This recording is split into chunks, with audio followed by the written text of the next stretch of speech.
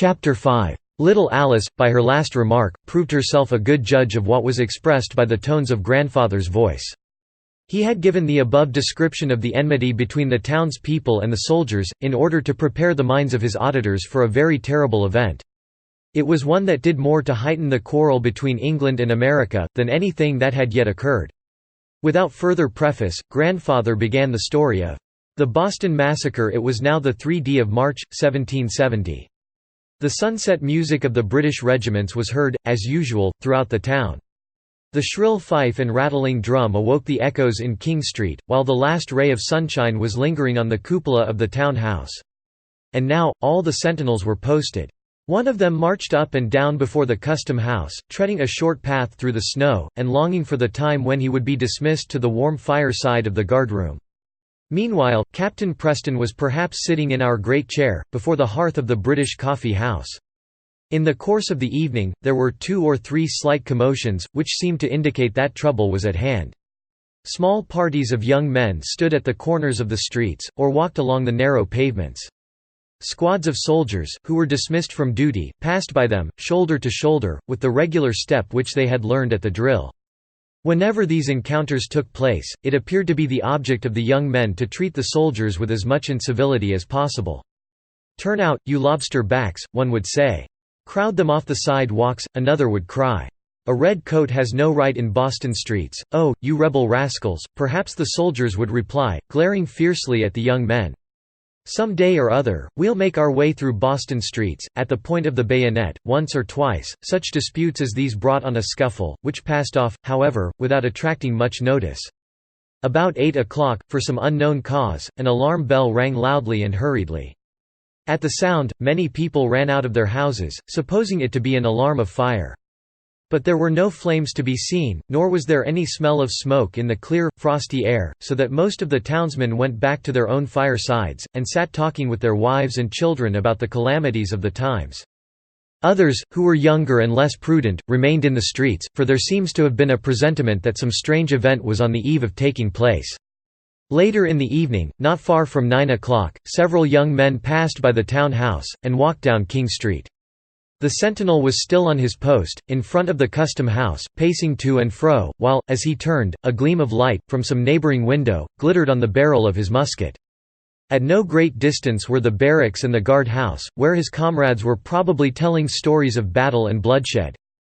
Down towards the custom house, as I told you, came a party of wild young men. When they drew near the sentinel, he halted on his post, and took his musket from his shoulder, ready to present the bayonet at their breasts. "Who goes there?" he cried, in the gruff, peremptory tones of a soldier's challenge.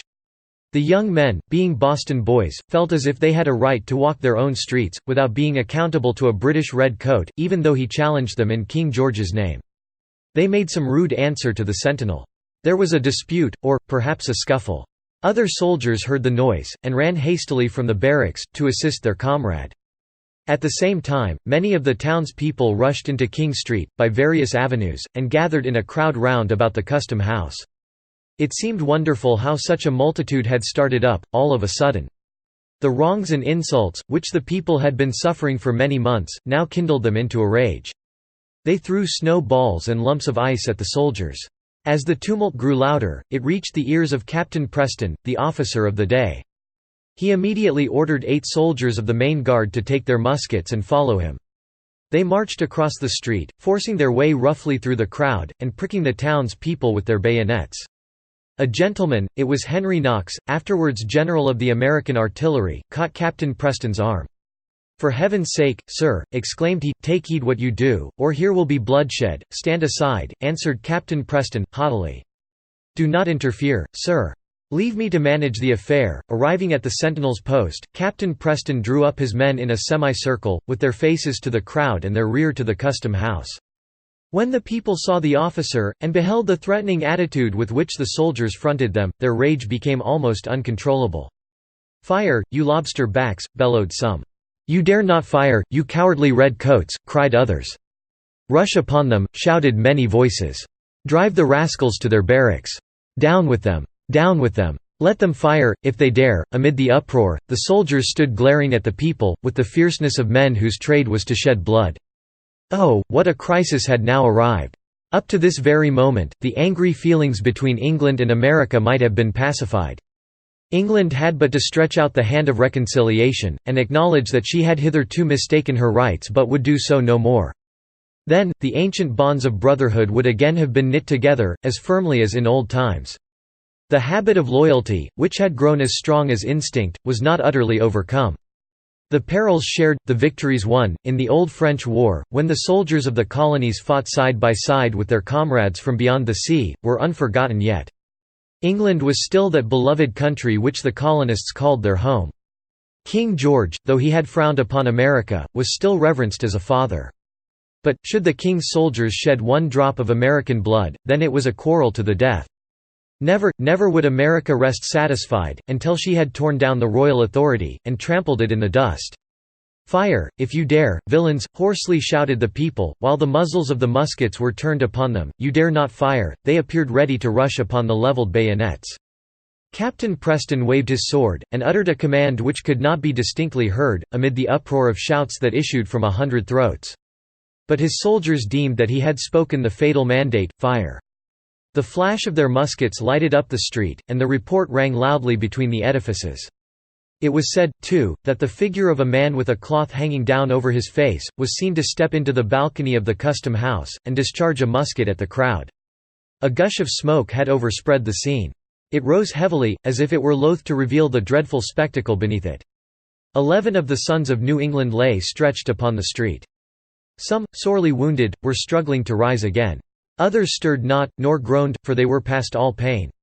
Blood was streaming upon the snow, and that purple stain, in the midst of King Street, though it melted away in the next day's sun, was never forgotten nor forgiven by the people. Grandfather was interrupted by the violent sobs of little Alice. In his earnestness, he had neglected to soften down the narrative, so that it might not terrify the heart of this unworldly infant. Since grandfather began the history of our chair, little Alice had listened to many tales of war.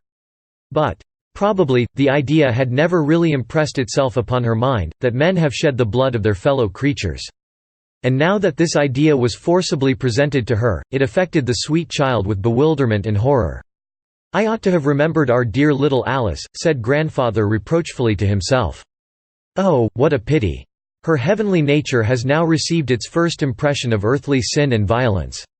Well, Clara, take her to bed, and comfort her. Heaven grant that she may dream away the recollection of the Boston Massacre." "Grandfather," said Charlie, when Clara and little Alice had retired, "did not the people rush upon the soldiers, and take revenge? The town drums beat to arms," replied grandfather, "the alarm bells rang, and an immense multitude rushed into King Street.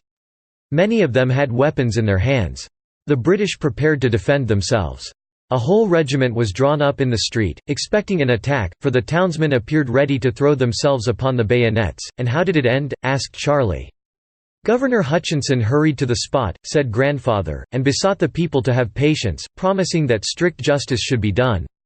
A day or two afterward, the British troops were withdrawn from town, and stationed at Castle William. Captain Preston and the 8 soldiers were tried for murder. But none of them were found guilty.